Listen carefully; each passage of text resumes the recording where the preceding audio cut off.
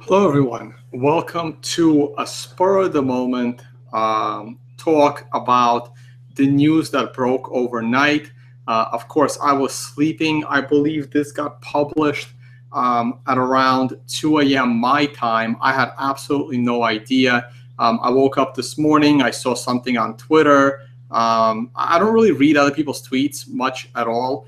Someone tweeted at me around like 9:30 a.m. or something about what Bitmain plans to do. And I said, oh, do you have a link? And that's when I saw the article. So I am coming to this article about 9 hours late. There's already all kinds of discussions all over Reddit, all over Twitter. I have not had time to read any of them.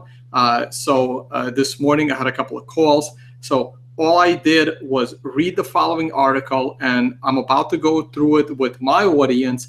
And this is an unbiased view and unbiased thinking of this article. This is what I was thinking as I was reading it, and I wanted to bring it to you so you can see some of my thought process as what was happening.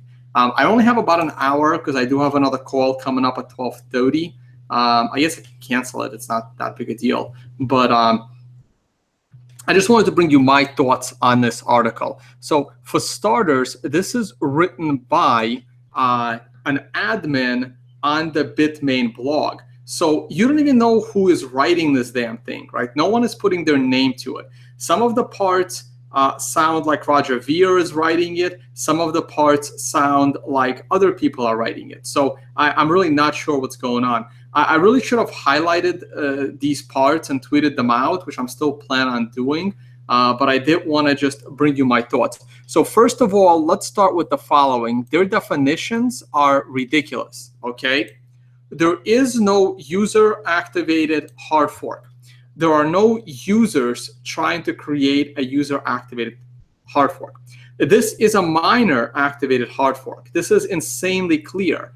This is why, and every time I'm going to tweet about this situation, I'm going to refer to this as a miner-activated miner-activated hard fork. Okay, there are no users. Look at any polls other than Emin Gunsayer in his own little world of academia. Does he think users want a hard fork? No user wants a hard fork. That is insanely clear. Just ask any user, do they want a hard fork? Unless it's like, it will be like 1% of the users. The ones, only if you think that having both Ethereum is more advantageous than having one, okay? Those are the only people that say that. So right off the bat, this article is complete and utter bullshit because there is nothing user-activated hard fork about it, okay? Let's move on. All right, stagnation risk. A blockchain without mining support may suddenly stop being extended. Okay, so the rest of their definitions are somewhat okay, all right? So they are talking about this New York agreement, okay? This New York agreement that's supposed to put SegWit in. I mean, there's so many things here that are insane. I'm going to briefly go through it. I am going to take this apart piece by piece, and I'm going to tweet this out. So I'm probably not going to cover everything here, but I just wanted to throw out my initial thoughts on the situation as well as its potential effect on the Bitcoin price, okay? Now, I think this is about to tank the Bitcoin price, but not tank it too much. So don't panic too much yet. I think that this article is so dumb, people are going to realize that Bitmain can't actually achieve this. Like if I was writing an article, I mean, the assumption is going to be that all of these big players like Jihan Wu and Roger and Nem are short Bitcoin and they're going to profit from the crash in Bitcoin. I don't believe that is true because I could have wrote this article in such a way that could have probably tanked the Bitcoin price by 50%. This article is too dumb to tank the Bitcoin price that much, okay? And I don't really want to help them rewrite it either. Okay, so they're talking about the background of the New York agreement, which they're not even following, right? Because the New York agreement clearly states you do SegWit first, and then you do a block size increase, okay? But that's not what they're doing, okay, yeah, representatives of Bitcoin Core weren't going to come. Okay, so let's see the other problem. I mean, this article is also like just full of lies and insanity. The user-activated soft fork BIP 148 astroturfing movement. There is no examples of astroturfing in the user-activated soft fork 148, unless they want to claim that people like me are astroturfers, okay? The astroturfing was literally birds.bitcoin.com, which paid anti-user activated soft fork tweets they paid people to retweet the big blocker bullshit, okay? That's what astroturfing means, okay? I do not pay anyone to spread the agenda of the user activated soft fork. No one pays me to spread the agenda of the user activated soft fork, okay? That's ridiculous. And all of the other people that are supporting user activated soft fork, I respect most of those people for their integrity, okay? So this is completely ridiculous, all right? Let's move on. Also, okay, hold on a second.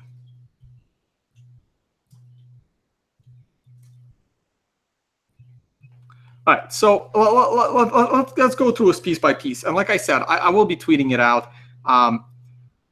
As software project, BTC1, which is the agreement in New York, which is addressing the New York agreement, has been under active development, yeah, for a few weeks. Sure, I'm sure it's active, and will likely deliver a consent. Will likely deliver. They don't even know. They have no idea what the New York agreement will deliver. A consensus rule change plan called SegWit 2x. The testnet 5 for SegWit 2x is already alive. Okay, sure. Alpha version of the software will be out, when is 16th? Tomorrow? Friday, okay? So that's their alpha. The alpha is, like most people don't even think about something until it's in beta, okay? Which comes after alpha, in case some of you don't know. And everything is still on time. I mean, they know nothing. They know nothing what's going on. And I don't even know who the hell is programming that. Okay, let's move on. This is the astroturfing, complete nonsense, okay? Many of the software developers who work in a software project called Bitcoin Core, yeah, that's not patronizing at all. It's probably the most important project there is, are also supporting it. Okay, so let's dig into this, okay? So let me start from the beginning. Despite the agreement, the user-activated soft fork astroturfing movement continues to get lots of airtime on censored forums. I don't know what they mean, right? Like, look, call it out or don't say anything. Do you mean Reddit? What do you mean? Okay, like what censored forums? Okay, I don't censor anything. I even go out of my way to uncensor comments that are anti user-activated soft fork and derogatory to me that Google censors because they see these comments as spam. I go out of my way to uncensor those comments so people can see the other side and the criticism.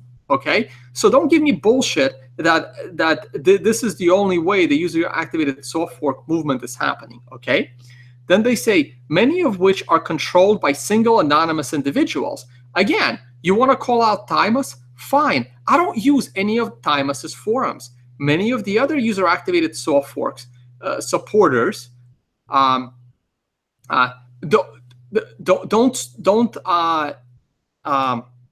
also don't censor, right? So if you have a problem with one guy, don't project that onto the entire community, okay?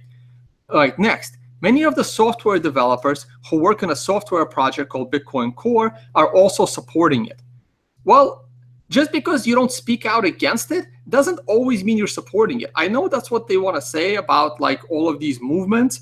Well, you didn't speak out against the Germans in the 1930s, therefore you were for the Holocaust. That's not necessarily true. Okay, I know I used a bad example here, so we can go with I don't know. You didn't speak out against Trump, therefore you have to be supporting Trump.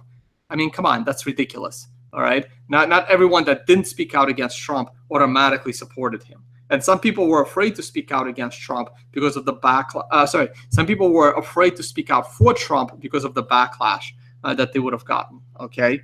BIP 148 possesses a significant risk for the Bitcoin ecosystem. So we are preparing a contingency plan to protect the economic activity on the Bitcoin blockchain from this threat.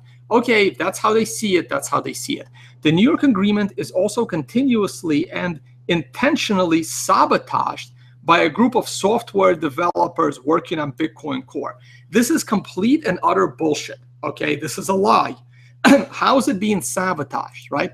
Just because they find this agreement ridiculous and have no interest in supporting it, it does not automatically mean that they are sabotaging the project, right? Just because you come up with a dumb idea and you want the smart people to help you bring it, to the masses, and they say, no, this is ridiculous, we're not even gonna talk about it, it doesn't mean that they are sabotaging your grand plans of world domination. Okay, I mean, this is some grandstanding right here. This is completely ridiculous. All right, let's move on. We must also be prepared for the disruptive risk that the user-activated soft fork activation will bring to the Bitcoin network. Yeah, that's possible. It's going to be, it's a challenge. It's going to be hard. The New York Agreement is very conservative. The New York Agreement is very conservative and aimed at bringing peace within the Bitcoin community on a simple but artificially escalating issue. Okay, so let's think about this for a second. Very conservative? They're going to program a whole new implementation to put, what, $40 billion worth of value on something they're going to code in a few weeks? Are you kidding me? With no testing? Are you serious? This is the conservative plan? That's insane. If you want this sentence to sound legit, at least talk about the BIP 149 that's going to take another year. That's a conservative plan, too conservative in my book. But nothing about the the New York Agreement with SegWit plus 2x is conservative. It's insane. It's development on steroids by not the brightest developers in the space. Because guess what? The bright developers want nothing to do with it because they know it's going to be a complete and utter technical disaster. Not to mention it'll split the network, guaranteed. If somehow the New York Agreement cannot prevent a chain split, we will have to be prepared. Okay, fine, you can prepare. The purpose of this blog post is to announce the miner activated soft fork. This is ridiculous. It's not a user activated hard fork. Sorry, it's the miner activated hard fork. Miners are doing this. You're the miner. You're pushing for this. This is a miner activated hard fork, not a user. Okay, as your contingency plan. All right, let's move on. We need a contingency plan for BIP 148. Sure. So here's what they're gonna do. So on August 1st, okay. They say 7 hours after. I'm not sure. Okay, I'll just read it. I'll try to read it real quick. Man, reading on camera and not even, hey, English is not my first language, guys. Just keep that in mind. So this is why my spelling is atrocious. According to BIP 148, when the chain MTP, I'm not sure what MTP is. Yeah, I'm not sure what that means. That could have helped. I think that's the only thing in this article that made no sense to me. And I'm sure it's obvious, but maybe not to me. And the chat is scrolling way too fast. And if I start reading into the chat, I may not be able to get through everything I need to say before my phone call in about an hour. But I don't want this video to last forever. I want it to be shorter so people would actually watch it afterwards. Okay, here we go. According to BIP 148, when the chain MTP is at or beyond Tuesday, August 1st, 2017 at midnight GMT, okay, BIP 148 nodes will begin to orphan Bitcoin blocks, not signaling BIP1, which is the user-activated soft fork point. Sure. This consensus rule change makes the rule set smaller than original chain before, correct, BIP148 activation. Okay, BIP148 nodes will follow the new BIP148 chain. If there is any more than 0 hashing power supporting it, there will be more than 0. I will be mining on it with my one miner.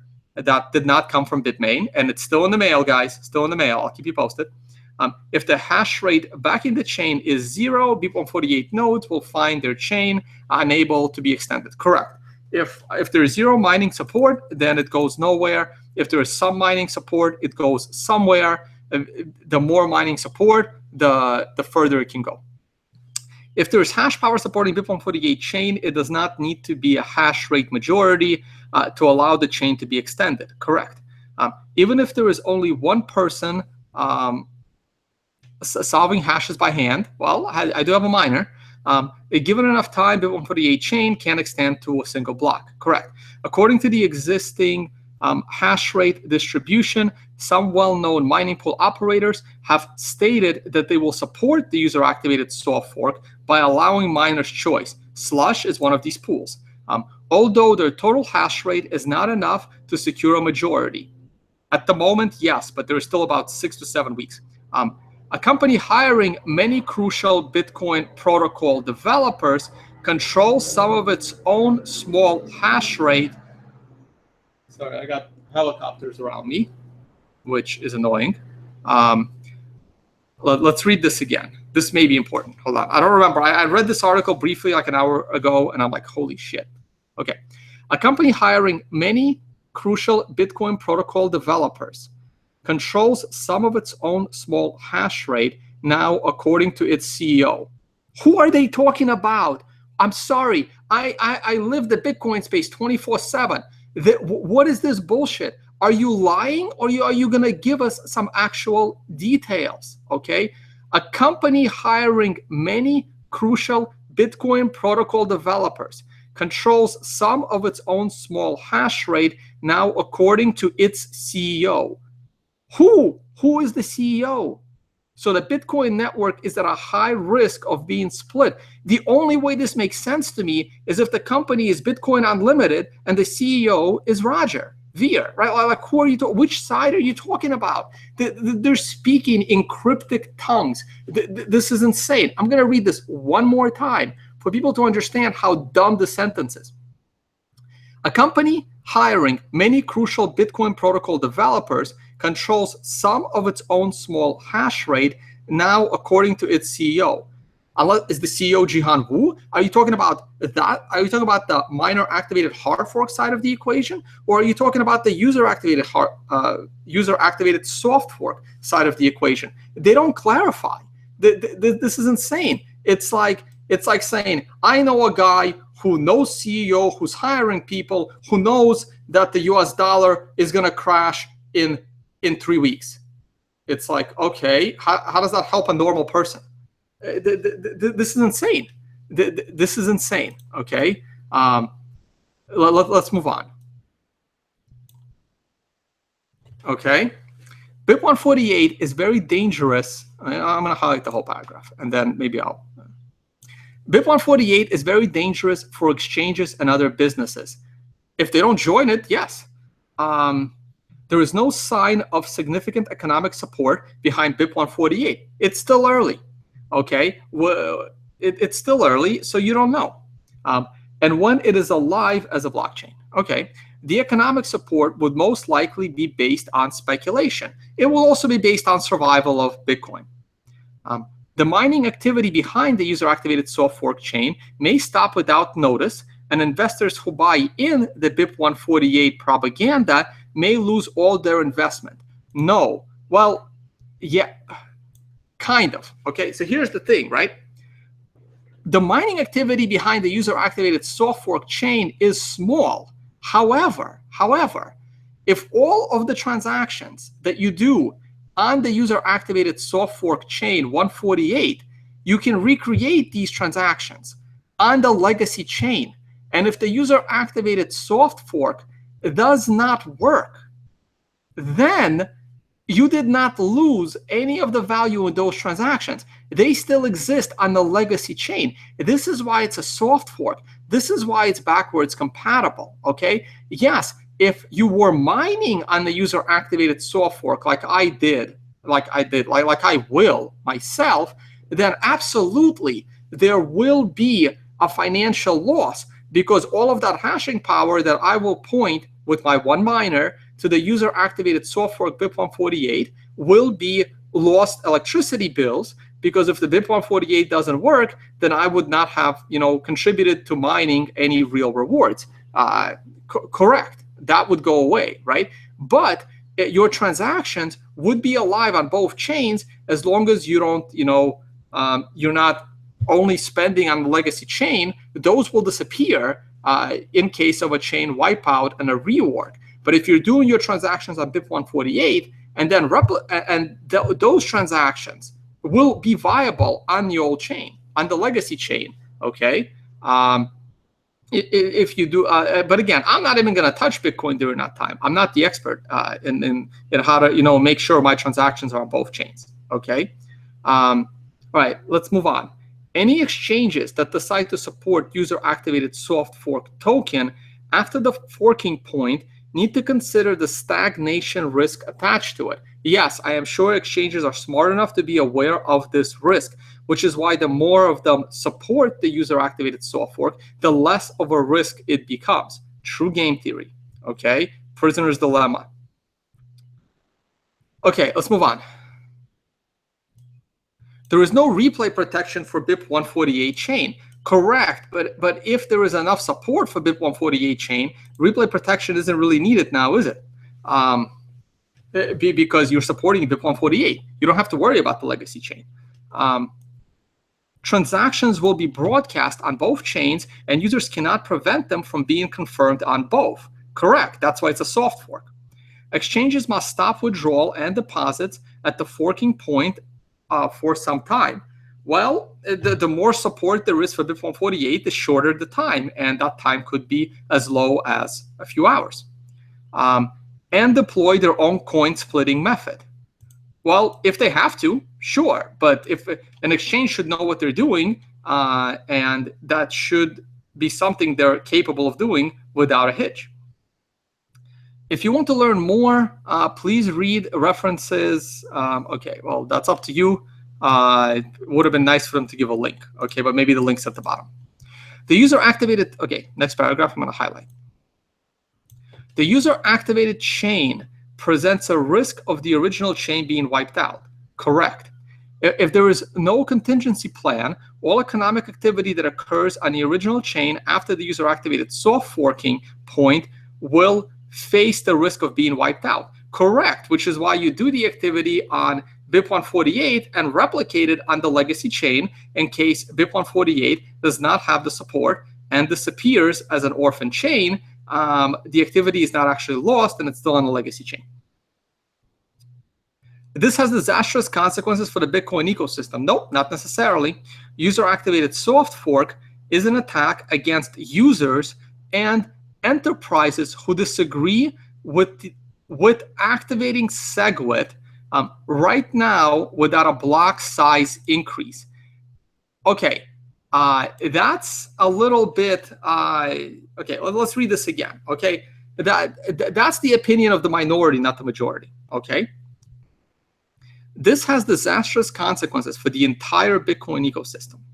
User-activated soft fork is an attack against users and enterprises who disagree with activating SegWit right now without a block size increase.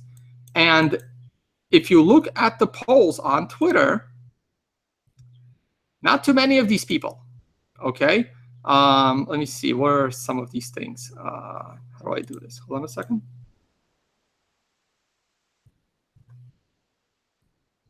Lists. I started a list a while ago. I was going to put like 20 people in it, but then I kind of got sidetracked and I never did. So I probably don't have anywhere near the people I wanted to have on a list.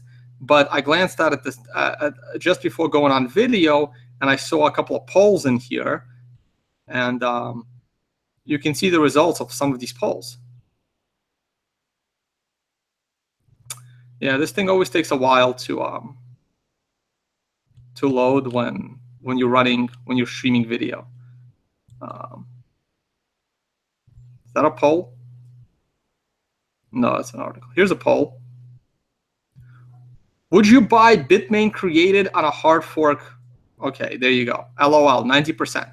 No one's going to buy your coins, Bitmain. What the hell are you doing? Are you supporting SegWit 2x hard fork to 2 to 48 megabytes? Please retweet to gauge higher engagement. 70% user activated soft fork now. Okay.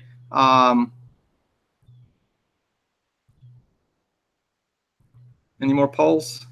Anyway, it doesn't matter. Let me not get sidetracked here. Let's get back to the article. Okay. So this statement, user activated soft fork, is an attack against users and enterprises who disagree with activating SegWit right now without a block size increase. This is their own little world of speculation. Okay. Which is a very important clause of the Hong Kong agreement made in February of 2016. Okay, so I'm going to open this in a new tab. Okay, now here is what made me laugh. The chain reorg risk is more significant than imagined. I'm assuming that's what they meant to write. I don't criticize other people's writing because my writing is atrocious, so that's not a problem for me. The chain reorg risk is more significant than imagined, as analyzed by Peter R. Okay, here's my opinion of Peter R. I think the man is an idiot. Okay, I never heard of Peter R. until I attended the first Scaling Bitcoin conference in Montreal. I don't remember what year that was, 2015, I think. Okay, so I didn't even know who he existed, right? And some guy comes in front of the room and starts talking about economics and why we shouldn't have a blockchain limit at all, okay? And he talks about all this economic theory. And I remember turning to the guy next to me, which might have been Pinder Wang, the organizer, or because I was sitting in the front row, or it could have been Paul Stortz, who I think was also sitting in that area. I don't remember, right? I turned to someone next to me who was also like, somewhat relevant person in the space. And I turned to him and I go and say, who the hell is this idiot speaking on the stage? And the person looks back at me and whispers, that's Peter R. Like I'm supposed to know who that is, right?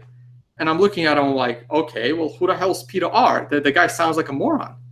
And he turns to me, he's like, well, he's a PhD and he has this big following and he knows like all this stuff about like the cryptography and economics and scaling Bitcoin.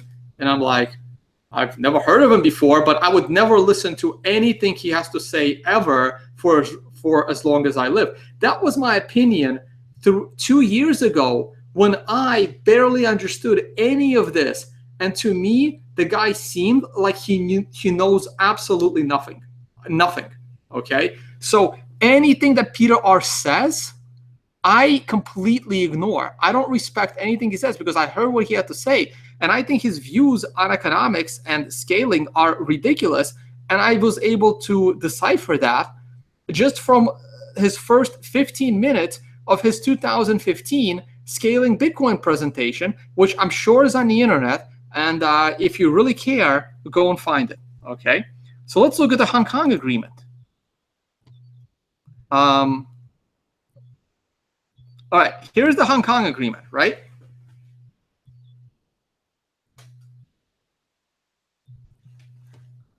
Man, I don't want to spend too much on this. Okay, I'm going to try and read this as fast as I can, but I'm not a speed reader.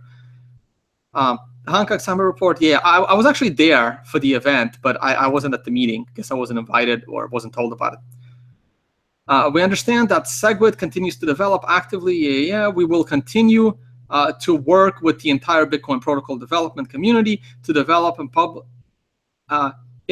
a safe hard fork based on the improvements in SegWit. Okay, notice that safe hard fork. Okay, the Bitcoin Core contributors present at the Bitcoin Roundtable will have an implementation of such a hard fork available as a recommendation to Bitcoin Core. Okay, this hard fork is expected. When was this written?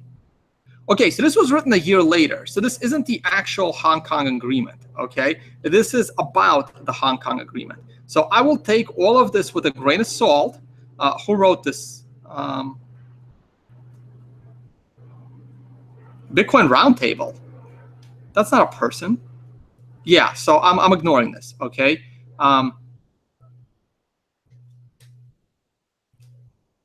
The code for a hard fork will be, okay, so I've read the actual Hong Kong agreement, and this isn't it, okay? So this is bullshit. This is bullshit, okay? They're tricking you right here. They're not showing you the actual Hong Kong agreement, okay? Bitcoin, or wait, hold on a second. February 2016. Oh, I'm sorry. No, wait. February 2016. And when was this written? Oh no, February 20, 2016. Okay. No, never mind. I'm wrong. This could be the real. This could be the real thing. My bad. This hard fork is expected to include features which are currently being discussed to go to a 2 megabyte hard fork. Okay. So here's the thing, right? Here's the highlighted sentence. If there is strong community support, the hard fork activation will likely happen around July 2017. There is no community support. There is none. There might have been a promise to investigate a safe hard fork based improvements in SegWit, okay? But SegWit was then comprised to be a soft fork. So there is no more need for a hard fork. That's one thing. Second, Ethereum splits on a contentious hard fork 5 months later, proving to everyone that hard forks are dangerous. This is why, even after Luke Dash Jr. programmed a hard fork, the outreach that Bitcoin Core and Blockstream did determined that no hard fork at the moment is safe. And that is why all coding for hard fork ceased, and all support for hard fork from Bitcoin Core and Blockstream and any other developer worth a damn ceased because it was no longer safe. Once it was no longer safe, that's it. The Hong Kong agreement was not broken. In addition, immediately after the Hong Kong agreement, there was more bullshit of hard forking the chain. I think Bitcoin Classic came out right after, or was it Bitcoin Unlimited or whatever? They never even, the big blockers and the hard forkers never even gave this a chance. They immediately started attacking Bitcoin once again with talking about hard forking is needed. All right, anyway, let's move on. Okay, so who signed this from Bitcoin Core? Not Core, OK Coin, OK. Jack Lau is ATMs, Ledger, that's wallets, exchanges, mining, CoinFloor, I'm not even sure what they do. BW is mining, I think. Exchanges. Okay, Adam Back. I'm sure he regrets it. And Adam Back's not even a developer, right? He's just president of Blockstream, now CEO. He's just trying to get the developers in a room. Miners, exchange, Bitcoin Roundtable. I don't even know what that means. Bitcoin Core contributor, Matt Carrillo. I'm sure he regrets it. Peter Todd, contributor, Luke Dash Jr. Yeah, he did the coding. I'm sure he regrets it. Cody Fields. Yeah, so these are important core developers. And yep, they investigated. And when they determined that a hard fork was no longer safe, they were in agreement with the agreement in that they tried, and then they said, nope, not safe, not doing it. And big blockers had a hissy fit over it. Okay, let's move on. Protection plan. Here's their plan. Okay, the plan is for a miner. That's a type. That's a mistake. Miner activated hard fork. Okay, there's nothing user about this. Miner activated hard fork, or M. Again, not you. MAHF. You can find technical specs here. I'm not going to look at the technical specs, not my specialty.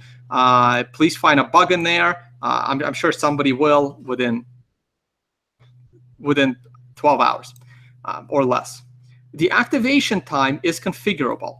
We will do the hard fork at 12 hours and 20 minutes later than the user activated soft fork. Okay, here's the good part. Here's the good part. There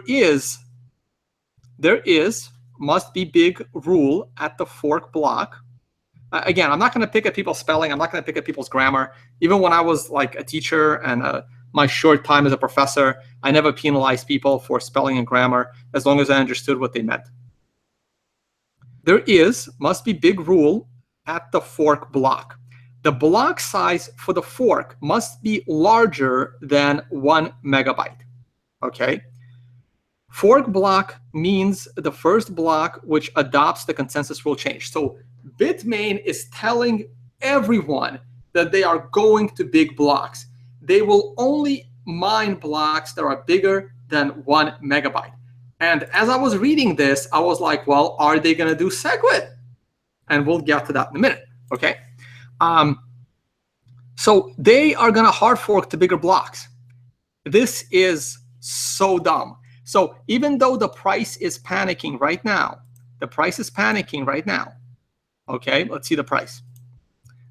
This is what I tweeted. I tweeted it the moment I read the article. If I had read the article, earlier in the night, if I had read the article at 2 in the morning when it came out, I would have immediately tweeted out that the price is going to go down. I mean, this is obvious. And maybe if I have time, I'll talk about it. I'm also planning on doing my pricing show later today, I think. But we'll see how the day goes. Okay, let's get back to the price. Okay, I have to keep an eye on the price. Okay, so look, I think the price does have more to go, but there's not going to be a big panic. This is not a 50% crash in Bitcoin, not at all, because Bitmain is insane. This is not going to work, and I will explain why. Okay, so they are hard forking to big blocks. They're hard forking to big blocks. Okay, they're going to give it 12 hours, to see if there is 51% mining support on the user activated soft fork side, and if there isn't, and I'm guessing, by the way, they didn't specifically say 51%, but that's my view on it, right? If we can get 51% on the user activated soft fork side, then they're not going to do this, okay? At least not publicly. They're going to do it in stealth, and we'll get to that in a minute also, okay? So that they are going to hard fork into big blocks. This was one of this eliminates, but again, they're bullshit. They're liars. Don't believe them that this is what they're going to do. In fact, they're considering what liars they are. This is probably what they're not going to do. Okay, I don't believe them for a second. Okay, but if you believe them, this takes like 3/4 of all of the game theory possibilities off the table that me and Jimmy talked about on the Mad Bitcoins channel. Okay, let's move on. It will accept blocks of which the size is less than 8 megabytes. And we, the miners, it's like, look, they're telling you that it's a miner activated hard fork, and then they're patronizing you by calling it a user activated soft fork. Okay, they're just patronizing you with it. They're stating it right there. We, the miners, will soft fork limit the block size to less than 2 megs. So here's what they're telling you, right? They're going to have their own mining rules, which will allow blocks up to 8 megabytes big. But trust us, we, as the consensus mining community, will police ourselves to make sure that blocks are not bigger than 2 megabytes. And they don't even tell you a time period, okay? Right? So they are actually going to hard fork to a new code, which they haven't even written yet, by the way. So you don't even know what it is. But they're hinting that the code is going to allow up to 8 megabytes. And the mining community, with Bitmain as the captain of the police force, is going to enforce as a soft fork that these blocks will not be bigger than 2 megabytes. Okay, this is what they're telling you. Okay, there will be a soft fork rule added into the protocol to limit the SIGOPS. I'm not sure what that means, guys. Sorry, I'm not an expert, right? I'm just a guy that predicts Bitcoin price. Okay. There will be a soft fork rule added into the protocol to limit the SIGOPS per transaction within 20K. I have no clue what this means. Okay, none. I think we're gonna do a similar show, what I'm doing right now, on the Mad Bitcoins channel with Jimmy Sung. I hope he can explain this. Also, I'm assuming he's writing an article about this as we speak. But I have absolutely no clue what this means, none. So I'm going to ignore that sentence. The block size will not be part of hard-coded consensus rules for us in the future after the fork blocks. Again, I don't understand. I thought they were going to hard fork to 8 megabytes and then self-police themselves for under 2, but now they're saying the block size will not be part of hard-coded consensus rules for us in the future after the fork blocks. So I'm confused. Miners who generate large blocks will be punished by economic incentives, but not limiting the block size. So again, Bitmain is now calling itself the police enforcement chief, and they will economically punish anyone who does a block that is arbitrarily large, based on their liking. Oh, I'm being side-channeled here by Jimmy Sung, who explained what SIGOPS is. Thank you, Jimmy. Oh, shoot, I clicked something. Okay, so SIGOPS, as I'm learning, is a solution to the quadratic hashing problem, also known as SIG-OPS. Okay, solution. Okay, I don't see the acronym here. Anyway, now you know. So again, I'm not technical enough to deal with this. Jimmy will explain. Okay, next.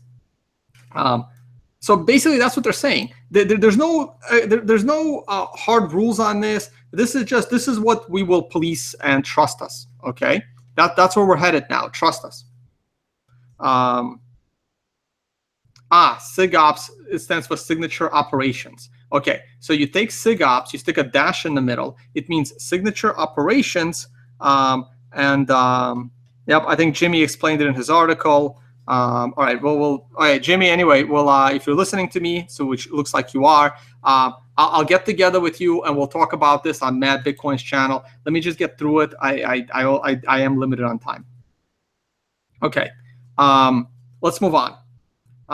There will be replay attack protection that is available for exchanges and wallet developers. You can find it. Well, yeah, if you're going to hard fork, it creates an automatic replay protection, right? Because the two coins are now somewhat incompatible, right? So once it confirms on the longer chain, that's your replay protection.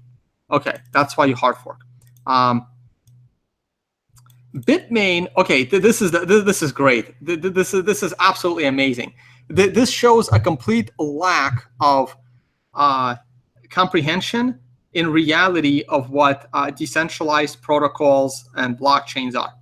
Bitmain will use some of its own hash rate and work with the developer community to have a contingency plan based on the miner activated hard fork. Again, error. We will develop options for miners to voluntarily join us. So they are telling you that they will create their own hash rate working with developer community that they don't even name. Like, who are these developers? They're asking the community to trust them and their developers that they don't even tell you who they are, okay? Bitmain will mine the chain for a minimum of 72 hours after the BIP148 point with a certain percentage of hash rate supplied by our mining operation. Bitmain will likely release immediately.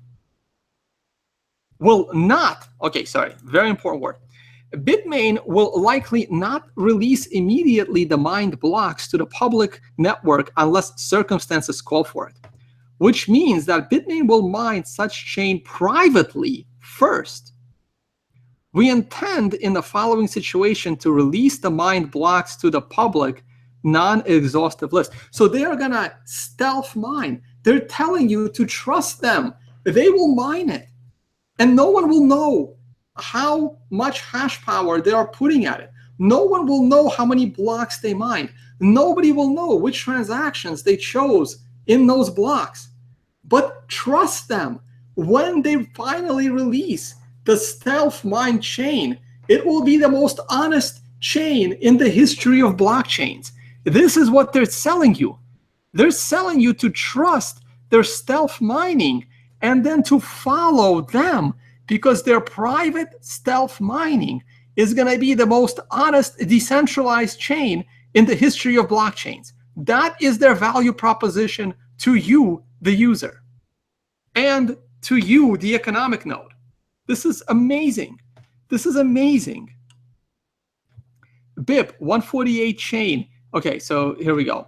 BIP 148 chain activated and subsequently gains significant support from the mining industry, i.e. BIP 48 has already successfully split the chain. Okay, so they will release their stealth, privately mined Bitcoin longest chain, okay, if a BIP 148 chain is actively supported and has gained popularity. They will then release their private chain and convince you that it's better. Okay, next. Market sentiment for big block hard forks is strong.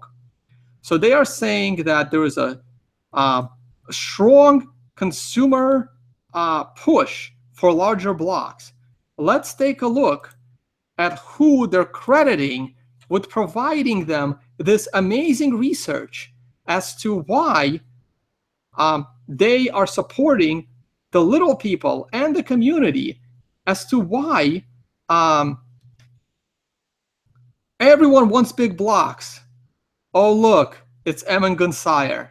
At Consensus 2017, struck by how many people support big blocks, completely at odds with the troll-dominated discourse online.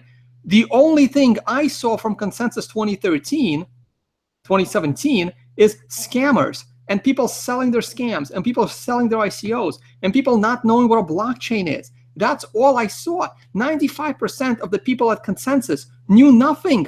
They know nothing. Polling them is beyond stupid. Beyond stupid. And I think I replied to it at one point or another, and me and him got into an argument. But I don't understand why he. Of all the people I thought would have me blocked on Twitter, it would be Emin Gunsayer. Instead, I'm blocked by Tim Swanson and Brian Armstrong.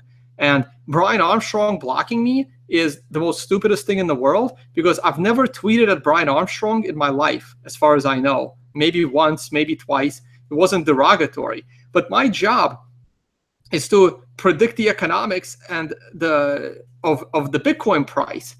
And I've been pretty damn good at it, if I wouldn't say so myself. And considering Brian Armstrong is running a Bitcoin exchange, he might want to actually pay attention to what I have to say about the price. But hey, it's not up to me to tell him how to run his company. All right, that's his choice. Market sentiment is a big block hard fork. Market sentiment for a big block hard fork is strong. The economic rationale drives us to mine it. For example, the exchange rate is in favor of big blocks. Where is he getting this bullshit? The exchange rate is in favor of big blocks. Oh my God, just look at what happened to the exchange rate of Bitcoin to dollars the moment your article came out. Jesus, like, you can't make this shit up. Look what happened on this crash over here. SegWit versus BU panic. That's because people realized your mining pool is going to support big blocks. The price of Bitcoin crashed 15 or 20.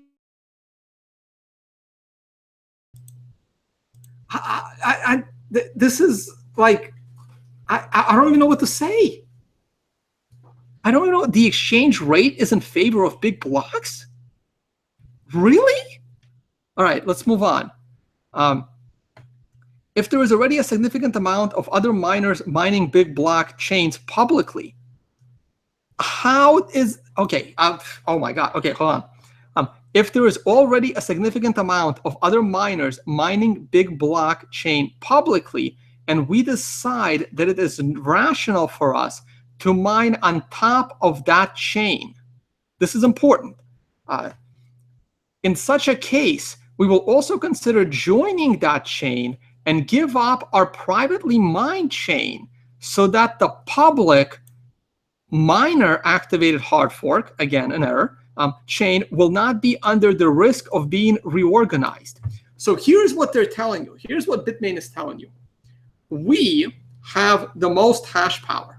We will privately stealth mine the chain for 3 days, while you, the other minions like Bitfury or whoever else that has less hashing power, you people should also mine this hard fork for big blocks.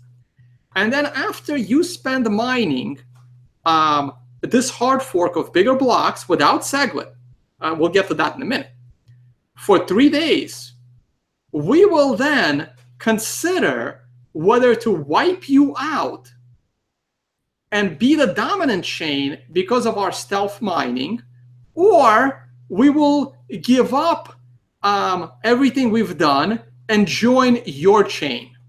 Okay, that's what they're telling you. This is insane.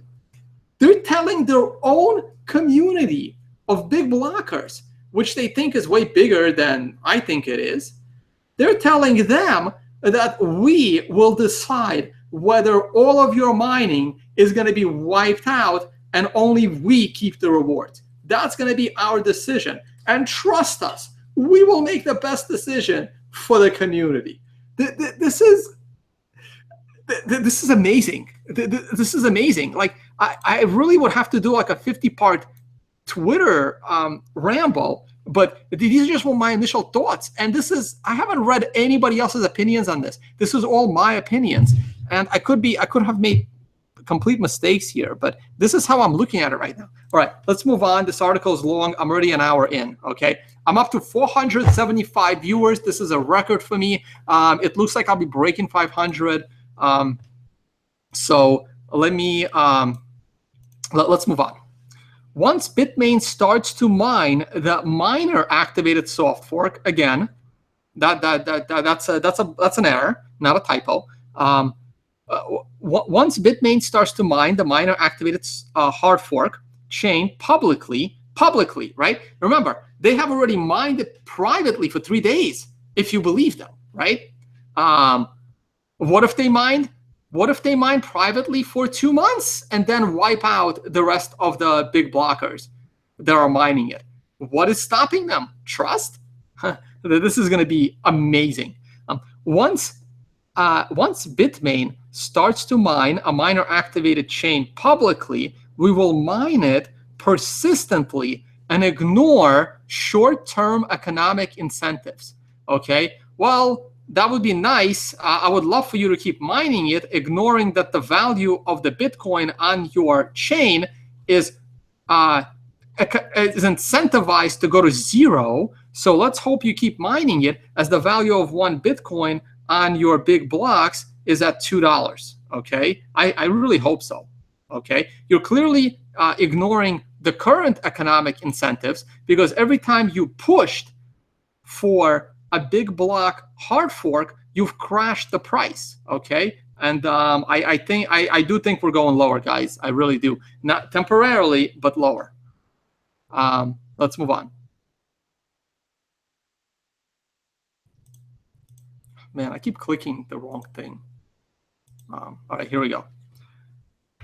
We believe a roadmap, including the option to adjust block size, will serve users better, so we expect it to attract a higher market price in the long term. Complete speculation. You don't even have a roadmap, okay? When they give you the roadmap, this is what they're praying for. Keep praying. The economic network will expand faster, pure speculation, no reason or evidence behind it, and the winning odds will be higher in a highly competitive cryptocurrency market. Pure speculation, no science, no research behind it. Okay? We share the same belief with some very early Bitcoiners. As far as I know, there's only one, maybe two early Bitcoiners that you share this belief with. Okay? Take a guess at who they are. One of them, you know what, I'll just say it. One of them is Veer, one of them is Rick Falkman.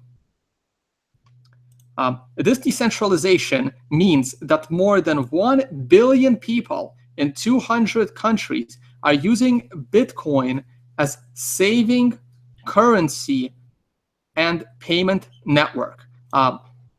And it comprises of hundreds of thousands of Bitcoin services, traders, exchanges, software. Okay, they're speculating onto the future again with no science or reasoning behind it. We do not believe that decentralization means a 1 megabyte block size limit or a responsibility to constrain the block size to a Raspberry Pi can rule a full node while the fee per Bitcoin transaction is higher than the daily income of most developing countries. Okay, this is a very long sentence. Okay, so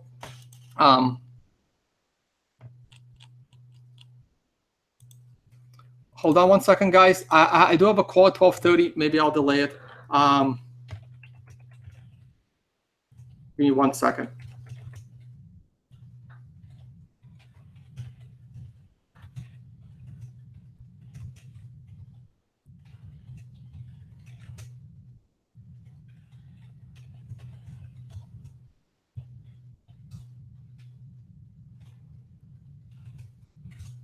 Second, guys.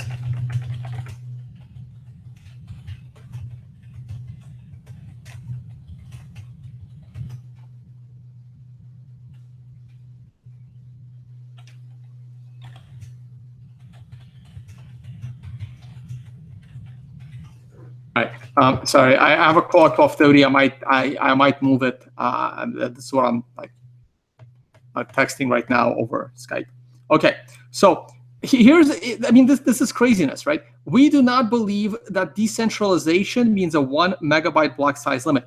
Decentralization and a 1 megabyte block size limit are two independent things. They are not one and the same. In fact, a 1 megabyte block size limit is way more decentralized because look, they're even telling you above that they're going to start off with an 8 megabyte block size limit and that they're going to police themselves, right? And that also makes no sense because later in the article, they're talking about by August 2018, the block size is going to be over 8 megabytes. So what does that mean? They're going to hard fork again, right? So, and it's to Bitmain's advantage. In fact, it's to everyone in China's advantage to make the blocks as big as possible because that lowers the propagation time. If you lower the propagation time, that means the miner that found the previous block has a bigger advantage to finding the next block, okay? And right here, they're telling you they're going to have to hard fork again by August 2018, which is 1 year away, like 14 months away. They're going to have to hard fork again. I have to do it before August, right? This is so inconsistent. This is ridiculous. This is ridiculous, right? They're telling you we're going to hard fork to 8 megabytes. We're going to make sure it's under 2 megabytes at our discretion. But within 1 year, we're going to hard fork again. And what's the next hard fork going to be? Unlimited block size? And this is their proposed trust us plan. Come on, this is nonsense, complete nonsense. Okay, all right, where was I? Shoot.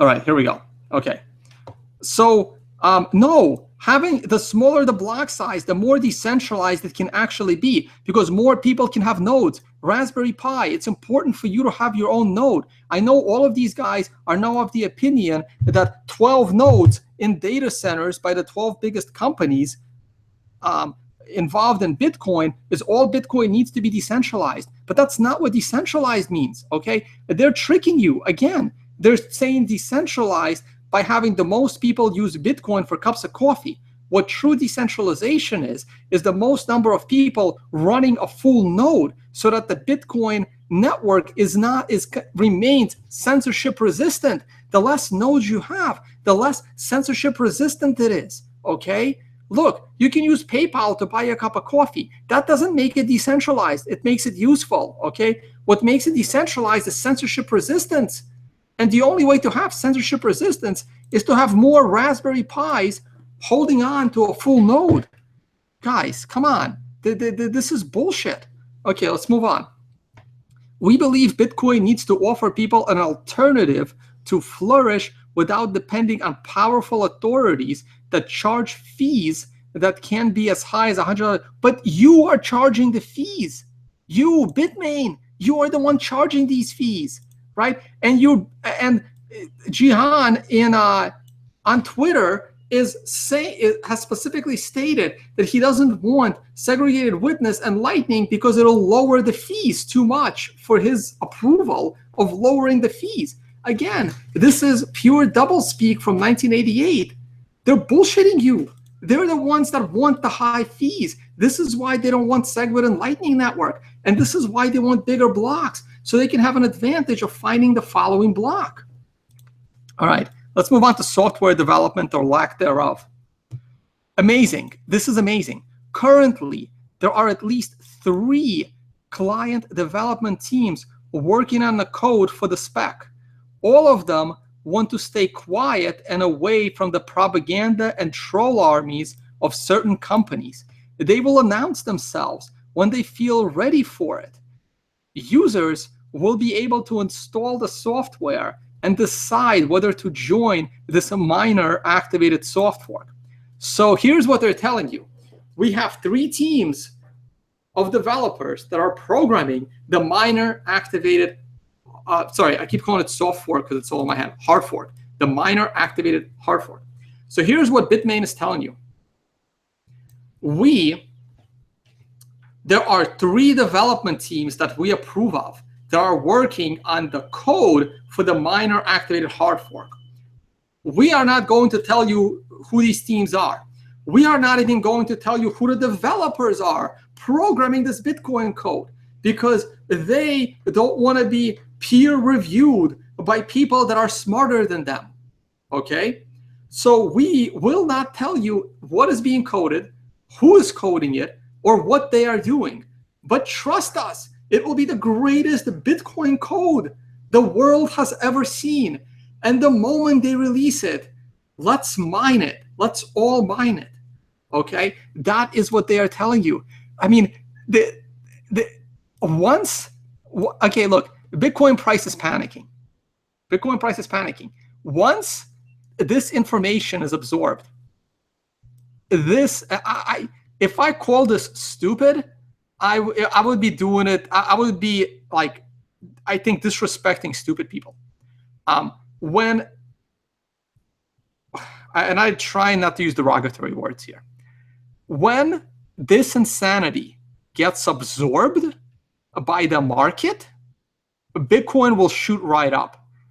What moron in their right mind is going to trust a group of developers that they don't even know what they're doing or who's doing it, and then mine on their fork? The softwares are expected to be ready before July 1st. That's in what? What's today? 14th? What do we got here? 14 days. 14 days. Oh my God. In 2 weeks, 3 different teams, we don't even know who they are going to combine to give us the greatest Bitcoin software ever developed, and they'll pull it off in a month. Oh my God. This is beyond laughable. It's beyond laughable. All right, let's take a look at their future roadmap. If New York agreement activates, Look, if they don't even know. We wish that the New York Agreement will be developed and carried out well. They're still wishing for it. And it's supposed to activate July 1st. And they're still wishing for it. It is the last hope for Bitcoin to scale unitedly. I'm not sure if that's a word, but my English is also lacking. In the face of the BIP 148 threat. Sure, if that's how you see it. We will try our best to deploy and activate it as soon as possible. Yes, with your hidden developers, you will try to activate it. Sure. If BIP 148 activates, okay, then the miner activated hard fork will be alive on the same day. Yes, I believe 12 hours later, they said, right? I don't recall. I think 12 hours and 20 minutes. Why 20 minutes? I'm a little confused there, but anyway, I can't find it back in the article, but it's somewhere in there, right? Yeah, like a few hours later. Okay, the miner activated hard fork. Oh man, how far am I? Okay, I'm near the end, guys. I'm near the end. The miner activated hard fork will be alive on the same day. The miner activated chain will protect the economic transactions that are under risk of reorganization because of the user activated soft fork. Yes, they will protect them by stealth mining and then deciding whether the other hard fork miners should be allowed to keep their coins that they've mined for 3 days. This is amazing, amazing. All right, let's move on. Later, we will support the activation of SegWit on the miner activated hard fork. Are you shitting me? Are you shitting me? You now, after all of that I've said before, you want the community to additionally trust you, Bitmain, to voluntarily activate SegWit on the miner activated hard forks chain? Are you shitting me? If there is no patent risk associated with SegWit, all right, let's see what this is.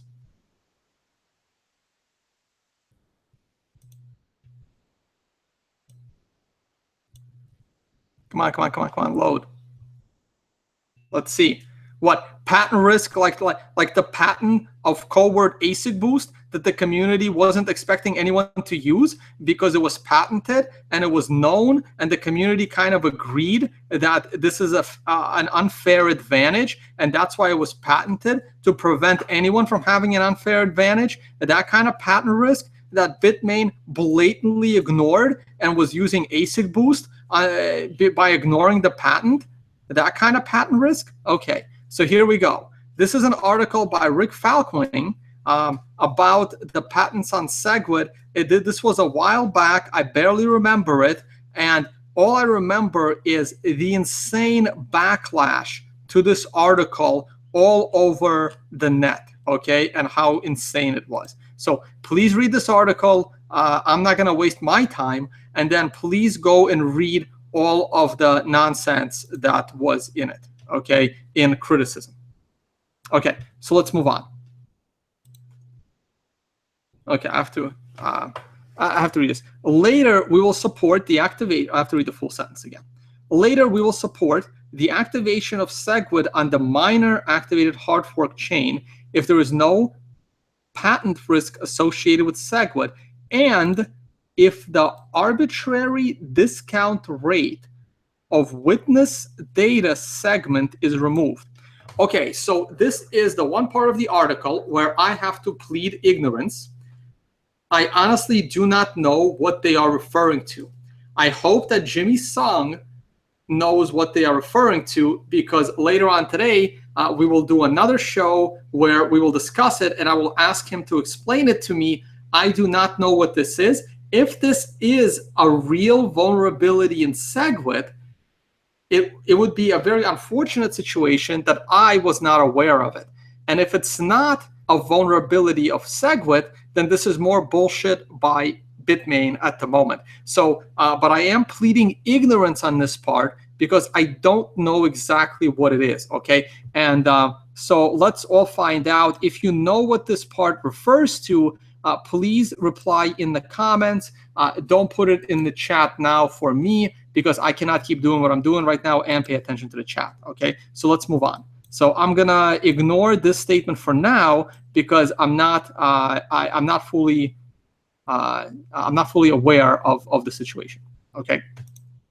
The weight parameter, which is designed for artificial rates, may need to be deleted, and we need to be frank and straightforward in the software code about different limitations on different kinds of blocks and other parameters. Okay, so this is explanation to the above, but it's not clear enough for me to understand what they're talking about, okay? But I'm not a developer, guys. I'm just a YouTuber.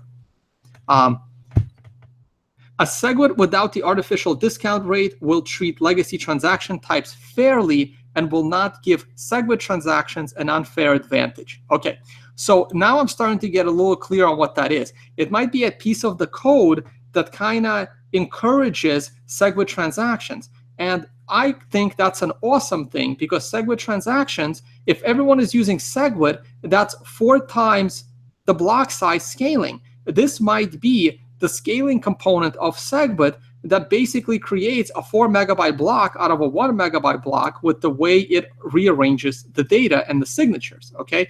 So if there is a part in SegWit that encourages SegWit transactions, they see it as an unfair advantage because they want to keep their fees high. I see it as necessary in order to have more people use SegWit transactions in order to stuff 4 megabytes worth of data into a 1 megabyte block, okay? So, but this is what they don't like, okay? They want their fees high, they want the fees high, and they want a big block so that they have an advantage of mining the following block. Okay, let's move on. Where was I? It will also help the capacity increasing effect of SegWit more significantly than with the discounted rate. I'm not sure. That sounds like the contradiction to what I just described. But again, I'm a little ignorant on the situation, and I'll admit that. We will also push and encourage changes in the code. Well, obviously, you have 3 stealth development teams that are working on it already. Why wouldn't you encourage other changes? That's kind of obvious. Okay, let's move on.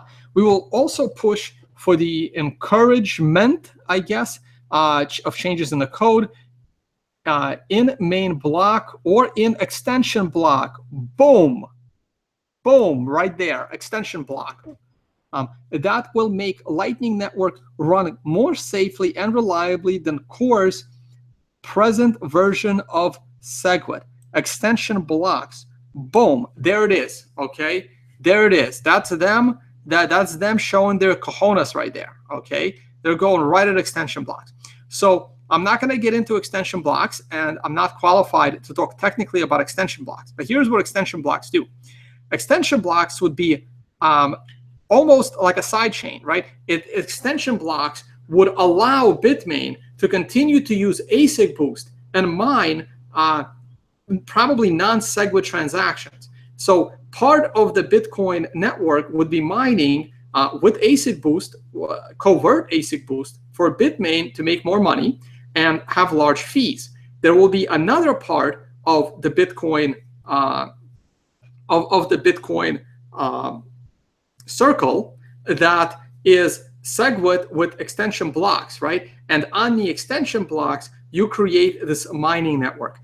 The extension blocks, I believe, is a complete disaster. I am not technical enough to talk about it from a technical side. From an economic side, it is basically a way to split Bitcoin without actually splitting Bitcoin. I think it will be a disaster. I would not support a Bitcoin network with extension blocks the way I see it right now. It's also, there is a reason why Bitmain supports them, is because it allows them to keep their ASIC boost, okay? So extension blocks will be developed as a framework to encourage multiple protocol deployment teams to bring innovation and capacities into the Bitcoin protocol, okay? This is the real reason why they are going to go to big blocks first, and SegWit later. And they're not gonna, and they're not telling you this, but my speculation is they have no intention of putting SegWit across the entire chain. No intention, okay? What they're looking at is putting SegWit on the extension block side. Yeah, all you people that don't deserve a big mining reward and you know, don't want to pay the big mining fee, there, you're going to have a little side chain. You'll have a little side chain where you get to play with your little SegWit and you get to play with your little Lightning, and it's not going to interfere with our profits, okay? That's what extension blocks are, okay? Complete and utter bullshit, okay? And yeah, they're all in support of that. Some important, did I read this part already? Some important but aggressive innovations can be introduced without affecting all Bitcoin users or companies around the world. This will accelerate the innovation of the Bitcoin protocol. Pure speculation, no science behind it. Side chains will also, boom, side chains right there. There it is. To me, extension blocks is more of a side chain than it is changes to the core code. But to me, that's not a professional opinion, guys. That is a non-professional opinion. Side chains will also be encouraged after the associated security issues have been reviewed by the technical community. Okay, the real technical community, you know, this technical community, the one right here that has preferred all across the board, they're not going to help you. There'll be no freaking security on your chain, okay? Keep that in mind. Miners are genuinely driven by the hope that Bitcoin will be successful. Yeah, they're also driven by the hope that Bitcoin will be valuable. And let's see what your announcement is doing. Oh, look, we're going below my support level. Okay, I think we're going below the support level, guys. I will talk about where I see new support level. Look, it's bullshit. This article is complete bullshit. They're not gonna, no one is gonna follow. You have to be, a miner would have to be stupid to follow them at this point after reading that. I'm not even a miner and I'm reading that, okay? But the panic is setting in. The news will be absorbed. This news will be ignored. This is no different than Mike Hearns. You know, I quit Bitcoin because it can't do anything, right? I mean, I am looking for lower lows, but not sustained lows. We are not entering a bear trend yet, and I don't believe that they're actually going to do what they're claiming they're going to do. This is probably a bluff with the most like stupidest article they could have written to try and force it. All right, let's move on. We will encourage the help various multi-layer solutions. We'll encourage the help of multiple layer solutions come into production. As a very early investor of Rootstock, okay, look, what the hell? What the hell is this? Who is writing this article? Who wrote it? Who? Look, admin at Bitmain. Who wrote this? Who is the early investor in Rootstock? Is it Jihad? Is it Bitmain itself? Is it Roger Ver? Is it Rick Falkling? Who wrote this article? Emin Gunsayer, the people that they reference. Who wrote this thing? How do you expect anyone to take your bullshit seriously with sentences that start as an early investor in Rootstock without knowing who the hell you are? This is insane. We identified the potential of other important competing cryptocurrency. Since when is a Rootstock a competing cryptocurrency? I know as little about Rootstock as I should know 10 times more about Rootstock than I should. And the one thing I know for sure is that they're not a token. They're not a currency. They're building smart contracts on top of Bitcoin. This is insane. Does the author of this article know what the hell they invested in when they invested in Rootstock? This is insane. We are already working closely with authors of other multi-layer solutions. Like who? If you're not going to name names, this is bullshit. Name names. Name these companies. This is insane. All right, let's move on. A new SPV security service by full nodes should be promoted, and further research the libraries that are compatible with the SPV model should also be promoted among wallet developers. Again, empty words. Yes. Okay, I'm not a huge fan of SPVs anymore. Now I validate everything against my own node. Holy shit, did I learn a lesson of how important it is to have your own node. But this is meaningless, right? This is like, yeah, someday we should encourage this and do it later. All right, let's move on. If Bitcoin can combine Bitcoin NG, I don't know what NG stands for, by Emin, I already know this is a bad idea, and Lumino by Sergio, together, I have no clue what this means. None. There is a throughput increase of the current Bitcoin network up to 100 times, can be easier to achieve with block size of around 100 kilobytes, but for a higher block generation frequency. Again, I may need to be educated on what this is. I'm not aware of this, but it sounds like they're in support of 100 kilobyte block, which somewhat contradicts everything in this article. But let's move on. I don't want to spend my time trying to figure this mess out. The original Bitcoin NG.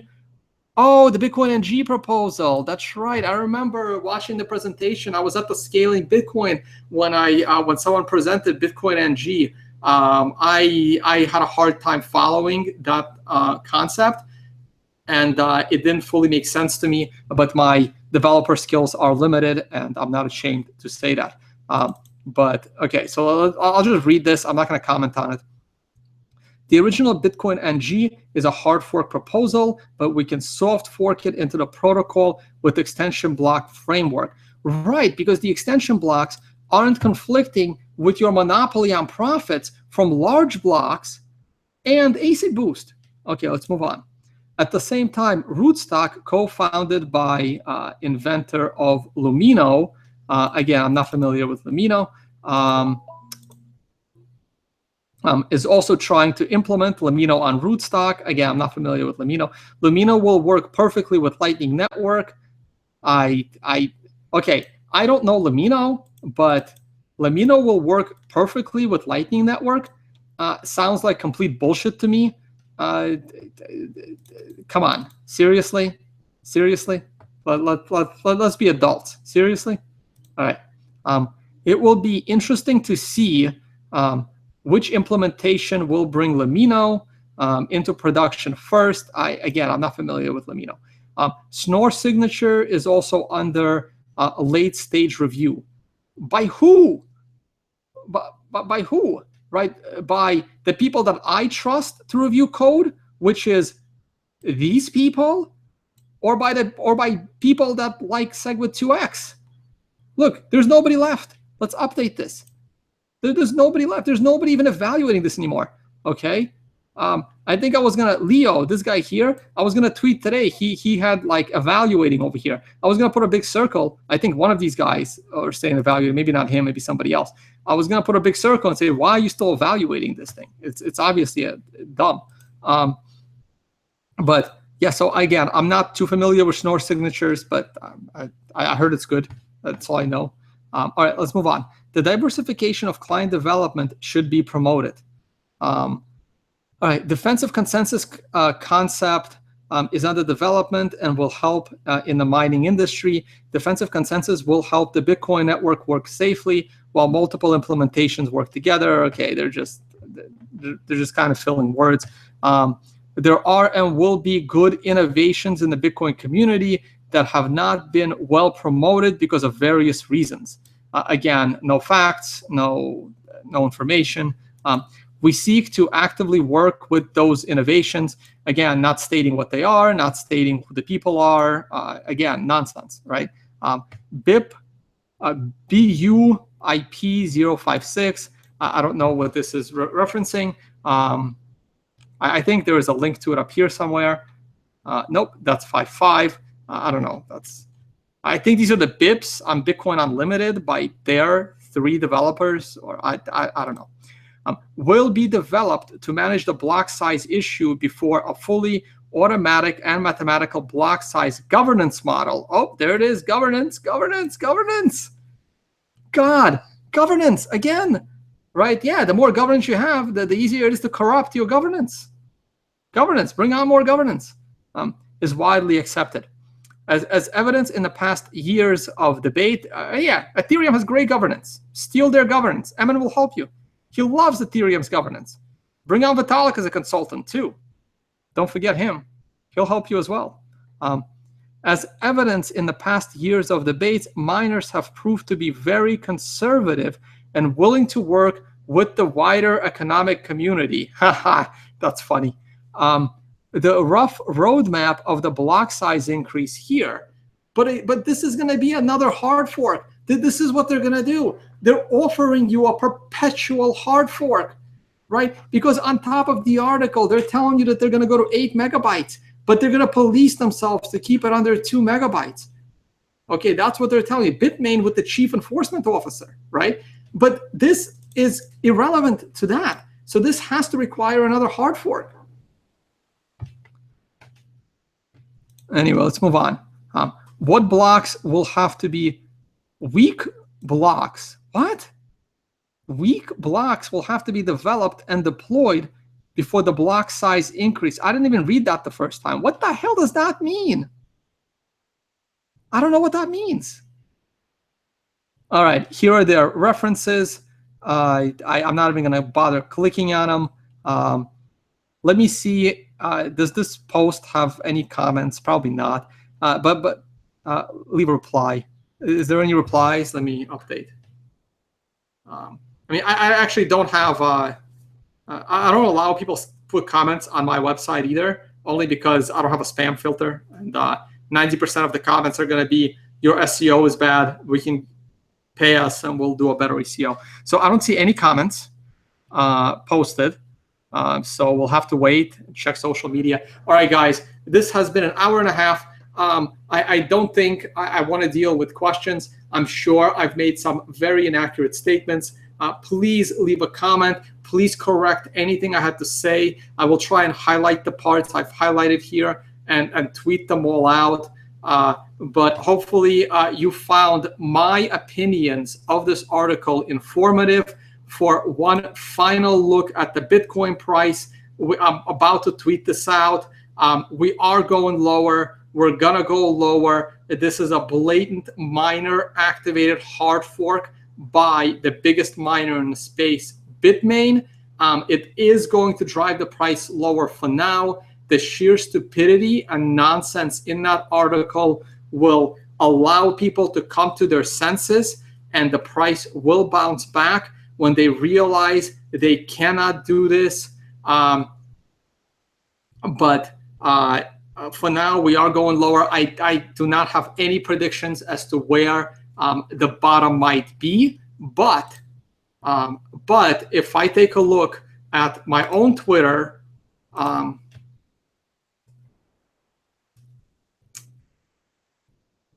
on, load. If I take a look at my own Twitter, right, here is the last price thing that I sent out.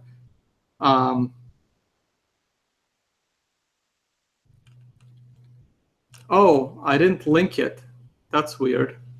I thought it would link to the previous ones. That's unfortunate, really. This one should link to the previous ones. I always try to keep them linked. Let's see if it's linked. All right, come on. Okay, this one is linked, right? So here, so the first thing I tweeted out was on a weekly chart, we are looking for a 1 to 4 week pullback.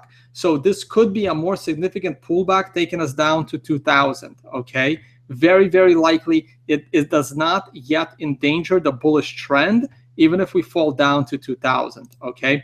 The next thing I tweeted out the other day was, I consider this to be a potential buy, but the real buy,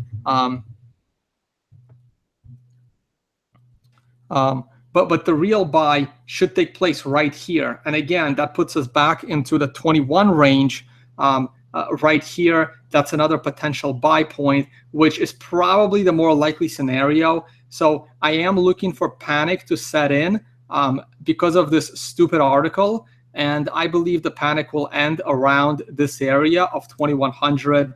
But hey, I'm not responsible for your trading, guys. I'm just providing my opinion.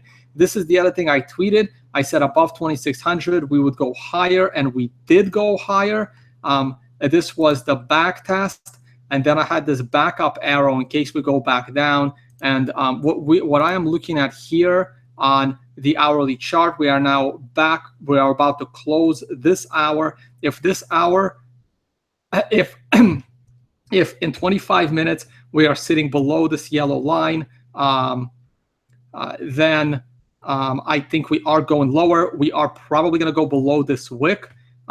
This is a bunch of bullshit, and it's going to scare the price. I am probably contributing to scaring the price, but I don't care. I'm not selling any Bitcoin through this. I've already committed. Like if you don't hear from me on September, that means I have absolutely zero money because all of it is in Bitcoin and I lost it all. And I'm either too busy looking for a job, or I'm somewhere in the slums of Thailand renting an apartment for $75 a month and having a really good time. Okay, spending $200 to $300 a month. Okay, so that's kind of and that's my personal backup option, but I don't expect it to come to that. This is why I'm holding on to my Bitcoin, and I do believe that we're about to drop lower. But once this news is absorbed, we may go as lower as the top of this channel, back to like 2000, 2100. And people will realize that no miner that is half intelligent is going to follow Bitmain's miner activated a hard fork. And here we go. Okay, now here's where things get bad. When we get a flip, okay, if we go to a red one, I have it as orange, but really it's red. So this red one was not as scary because it didn't come off a 9. Okay, it did come off of a 13, but a red one would be bad. When do we get a red one? We would get a red one when a candle closes for lower than the candle 4 days prior. So in order for this to be a red one, we would need to close below here. We need to close below 1773, and I don't think that's going to happen, right? So this is this week. So next week, we would need to close below 2000 in order to begin considering a bearish trend, okay? And so on. If 3 weeks from now, we would need to close below 2160 to consider a bearish trend in the making. So for now, the trend is still bullish. We are in the process of a 1 to 4 week pullback, as this indicator clearly presents. And once all this information is absorbed, I believe that people will come back and buy Bitcoin. But for now, the bullshit in that article is causing a problem. All right, on this note, I will turn on my camera and say my goodbyes. Please inform the community. Please inform the economic nodes of if they want a Bitmain coin, if they want a coin that is being stealth mined by Bitmain, where they get to decide what the longest chain is, then sure, they are welcome to join the miner activated hard fork. Otherwise, all you have to do is run all your transactions through the user activated soft fork and then back them up on the legacy chain, because just in case the user activated soft fork does not have the numbers and the mining power. Because of this article, I am actually more bullish on the user activated soft fork than I did 24 hours ago. But there will be, you have to have a strong hand to hold through it by not panicking with your Bitcoins, okay? On that note, I'm going to sign off. I think Mad Bitcoins has already started talking to Jimmy Sung about this. I might join that channel, but I'm exhausted from talking. We will see. Thank you very much for watching. I hope this has been educational. Please leave comments. Please thumbs up, thumbs down. Share this video. If I said something wrong, call me out. I'll gladly, fact check and correct myself on the next video. All right, guys, enjoy the rest of your day, and good luck, and soft fork, baby. Let's ignore this minor activated hard fork.